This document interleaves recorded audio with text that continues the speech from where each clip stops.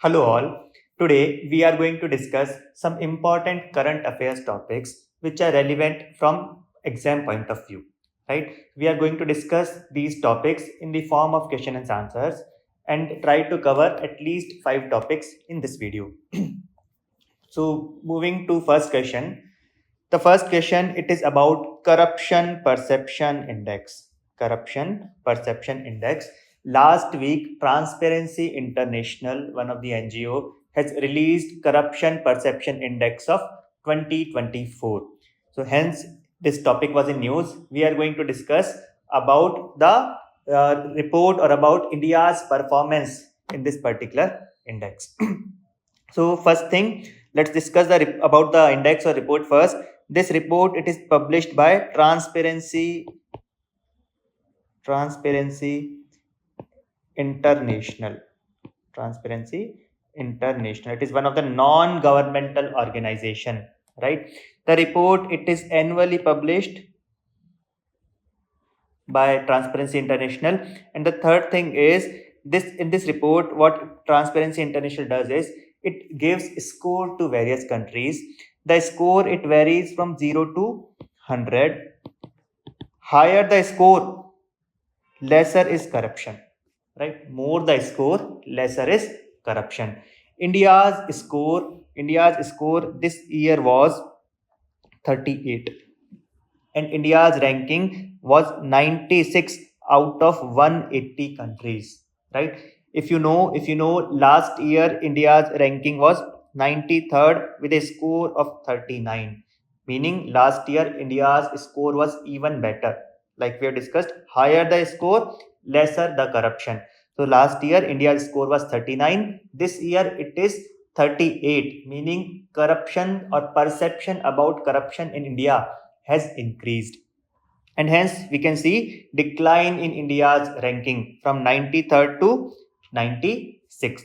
Another fact to remember is if we compare India's performance with other countries or with other regional neighbors, we'll be finding that Pakistan's ranking was 135th, Sri Lanka's ranking is 121st, Bangladesh ranking is 149th, meaning in South Asia, India has performed relatively better than other countries.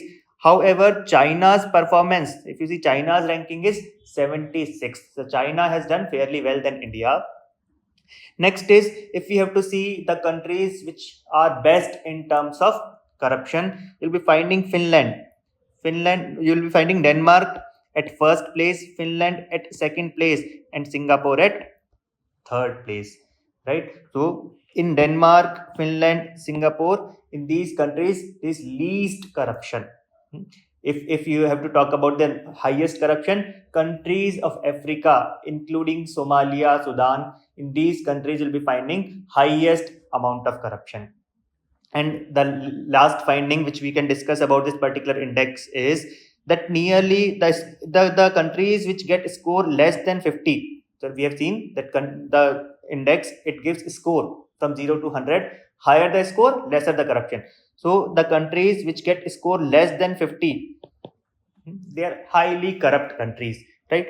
The index says nearly 2/3 of the countries of the world, over 2/3 of the countries of the world, they have score less than 50, meaning world even now is highly corrupt place. Now when we have seen this, when we have understood what is this report all about, how does it work, let's see. So question says, firstly, the report it is released annually by Transparency International. That statement is absolutely correct. We have seen that this report it is released by Transparency International. Second is that the index ranks countries based on expert assessment and survey of business people. This statement is also correct. You see, Transparency International itself does not try to find out what is the corruption level. What do? They try to get the findings of the surveys conducted by other experts. For example, let's say World Bank has conducted some survey. Such neutral other experts survey is taken care by Transparency International. They compile them and then reach to the conclusion. And the third says a higher CPI score indicates higher level of corruption. No, this we have seen. Higher the score means lower the corruption. and hence statement 3 is incorrect. Option A is correct answer. Moving forward to the next question. Next question is about India-France relations. So you all might have covered in newspaper that Prime Minister visited to France last week, right? And there was the Prime Minister. He co-chaired a summit, a global summit on AI there, and there were many discussion, especially about cooperation in the field of nuclear energy as well, right? Nuclear energy as well. If you know that both the countries, they have signed agreement to collaborate on small modular reactors as well as advanced modular reactor, right? So we both India and France, they want to cooperate with each other in terms of civilian nuclear energy. If you know, India right now is emphasizing a lot on non renewable or on renewable sources of energy, as well as such kind of non renewable sources which are less polluting, right? So nuclear energy is one such source. We want to reduce our carbon emission, as well as we want to enhance our energy security, meaning we want to reduce our reliance on other countries for our energy needs. In this context, our energy production through nuclear energy becomes important. So India, if you know, India has set a target for itself that we will be producing 100 gigawatt of energy only through nuclear sources by 2047. By 2047. So now moving for now discussing this particular question on India France relations. Statement 1 says France was the first P5 nation to support India's claim for a permanent seat in United Nations Security Council. This statement is correct. You see, United Nations Security Council, it is one of the primary organ of UN. It consists of 15 members. Out of those 15, 5 are permanent members, 10 are non-permanent members. In those 5 permanent members, France is also one. So 5 permanent members of UNSC are USA, China, UK, France, and Russia, right? And these 5 permanent members, they have one special power, the power of veto. Veto basically means a negative vote. Let's say on a resolution, at least or even if one country of these 5 uses veto power, meaning such a resolution cannot be passed, right? That is what veto means. So India want a reform in UNSC. India want UNSC's size to be expanded, and India wants a permanent seat in UNSC. And France is the first permanent 5 country of UNSC which has supported or which has spoken in favor of India's candidature here, right? So statement 1 is correct. Statement 2 is that 2 countries conduct a joint military exercise called Varuna. That is also a correct statement. Varuna is a joint military naval exercise between India and France. So you remember this name, Varuna. We conduct this naval exercise with France. And the third is France is India's largest trading partner in EU. This statement is incorrect. Germany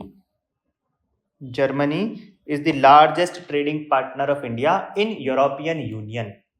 Otherwise, USA is largest trading partner of India. But if we talk about European Union, Germany is the largest trading partner. And hence, statement 3 is incorrect. Answer would be option A. Right? Moving forward to the next question. It is about president rule. So, right, you must have read about president has imposed president rule in the state of Manipur. In the state of Manipur, after the chief minister of Manipur, N. Biren Singh, resigning, there was no consensus among the MLAs of Manipur Assembly to elect a chief minister, and hence Prime President of India has imposed president rule using his power under Article 356 of Indian Constitution. Right? So Article 356 empowers President of India that in case of constitutional breakdown, President can impose President's rule in a state. Right? So you try to understand about President rule. India, it is a federal democracy, meaning there are more than one level of government in India's polity. So one will be central government, another will be, let's say, state governments, right? And hence both at both these levels there will be elections, and a government which is elected will be ruling over that state for next 5 years. But in exceptional circumstances, central government can take control over state, right? This one exception. So there are three kind of emergencies which are there in the constitution. One is national emergency,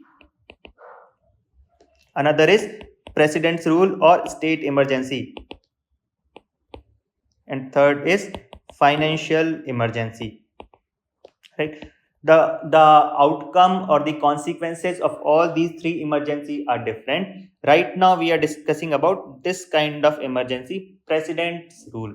So because there was no consensus among the MLAs over electing a chief minister, there was no CM, and hence there was breakdown of the constitution, meaning the state cannot run with as per the or in accordance with the constitution, and hence governor had returned to the president to impose president rule in the state.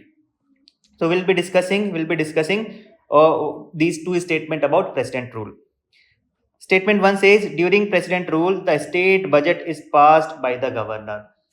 This statement is incorrect. So, in order to reach to the answer, let's first discuss what is the implication of president rule. When president rule is imposed over a state, what happens is the legislative power, the legislative power of the assembly of that state goes to parliament, meaning now law making for that particular state, even for the subjects of state list, will be done by parliament. And the executive power of that particular state, now president becomes the executive head of that state. Using governor and other state machinery, president directly rules over that state. Generally president delegates his power to governor and chief secretary to take decisions, executive decisions for that particular state. So are you able to understand that legislative power goes to parliament and executive power goes to president of India, and president using governor runs that state, right? Now the statement 1 says that during president's rule, state budget is passed by governor. No, budget making, it is the power of, or passing of the budget, it is the power of parliament, or in case of a state, it is the power of state legislative assembly. Because there is no legislative assembly has been either suspended or dissolved completely, the power of legislative assembly will be given to parliament. Not governor, but the parliament of India will be passing the budget for that particular state. Another thing to know about president rule is, as soon as president imposes president rule, within 2 months of such a notification, parliament should ratify, both the houses of the parliament should ratify such an imposition of president rule over a state. If parliament fails to do so, president rule will cease to exist. Another thing is, parliament can ratify or parliament can give permission for president rule only for 6 months at a time. So you can get it passed again, but at a time only for 6 months parliament can allow it, and for maximum 3 years. But not more than 3 years. Is it clear? So parliament can give permission for president rule for 6 months at a time, and then again it has to be ratified by parliament, right? President whenever president want, can remove or revoke president rules in a particular state.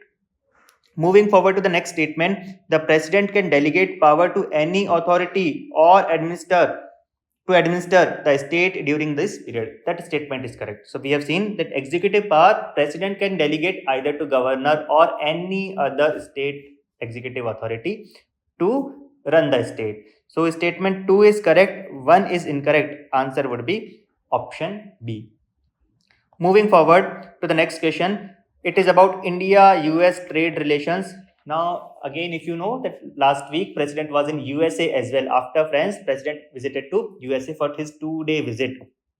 And trade was one important point of discussion between two.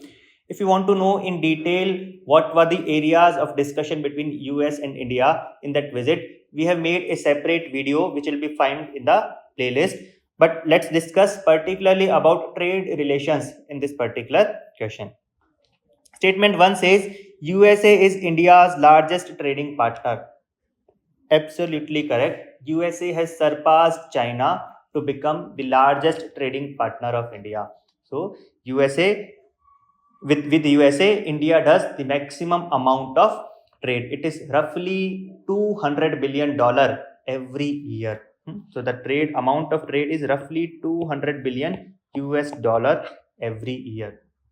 On the other hand, if you see from the point of view of USA, India is 10th largest trading partner of USA. So for India, USA is largest trading partner, but for USA, India is 10th largest trading partner.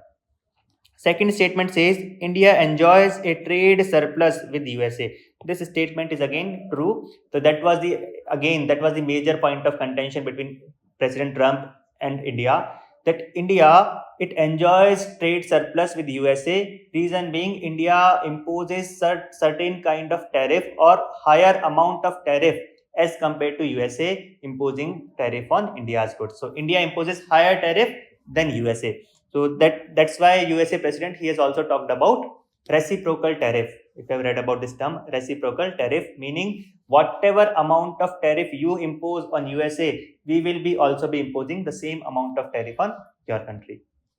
So statement 2 is correct. Statement 3 is the generalized system of preference GSP program, which provided trade benefits to India, was revoked by the USA in 2019. So you see what is GSP? GSP is basically a program where developed countries of the world they give trade concession to developing or most poor countries of the world. For example, what can be done in GSP is under GSP, a developed country can reduce the import duty from a country, particularly from a developing country, a very poor country, right? So large scale trade concession will be given by lowering the import duty. So that's what GSP means. India was a beneficiary of GSP even from USA till 2019. But in the first term of Donald Trump as president of USA, he in 2019 removed India from being the beneficiary of GSP program of USA. India even now enjoys GSP benefit from EU, but not from USA. So that this statement also becomes correct that GSP program which provided trade benefit to India was revoked by USA in 2019. So all three statements are correct. Answer would be option D. And moving forward to the next and last question is what has happened recently is India has achieved a milestone of producing or of having 100 gigawatt of installed solar energy capacity. So solar power 100 gigawatt alone from solar we are generating. So like we have discussed in the previous question also, that India is right now focusing a lot on reducing our carbon emission under Paris Climate Deal, as well as to diversify our energy requirement or to reduce our dependence on other countries in terms of energy security. So India has achieved a target of 100 gigawatt of solar energy, installation capacity, right? So and hence here the target which India has set for itself in COP26 Glasgow, where Prime Minister of India he himself represented India and he gave a Panchamrit strategy for India, or the 5 goals which India has set for itself by the year 2030. So, in order to realize those 5 goals, this milestone of India installing 100 gigawatt of solar energy is very important. So we shall be discussing here is what are the 5 goals India has set for itself in COP26 Glasgow. So these are the 5 goals.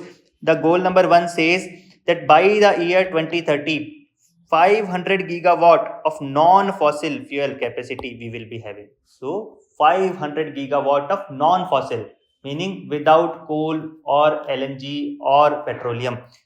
This much of non-fossil fuel energy we will be generating.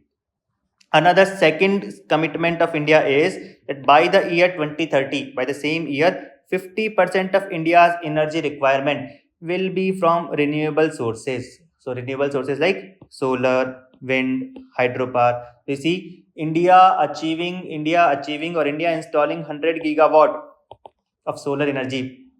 It will be helpful for both target 1 as well as target 2.